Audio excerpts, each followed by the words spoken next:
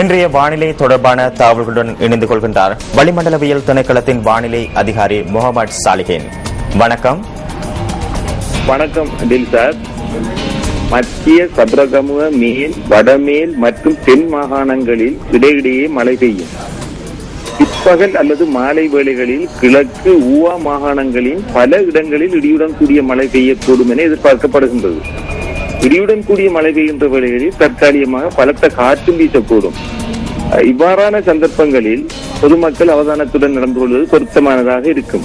கடல் பிராந்தியங்களை பொறுத்தவரையில் புத்தளம் தொடக்கம் கொழும்பு காலி ஊடாக ஹம்பாந்தோட்டை வரையான கரையோரத்துக்கு அப்பாலுள்ள கடல் பிரதேசங்களில் மழை அல்லது இடியுடன் கூடிய மழை பெய்யும். நாட்டை சூழவுள்ள ஏனைய கடல் பிரதேசங்களிலும் மழை பெய்யக்கூடும்.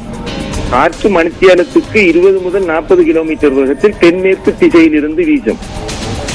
இதேவேளை கடல் பிராந்தியங்களில் புத்தளம் தொடக்கம் மன்னார் காங்கேசன்துறை ஊடாக திருகோணமலை வரையான, அத்துடன் ஹம்பாந்தோட்டை தொடக்கம் பொத்தியில் வரையான கரையோரத்துக்கு அப்பாலுள்ள கடல் பிரதேசங்களிலும் காற்றின் வேகம் மணித்தியாலத்துக்கு 50 முதல் 60 கிலோமீட்டர் வரையில் அதிகரித்து வீசக்கூடும்.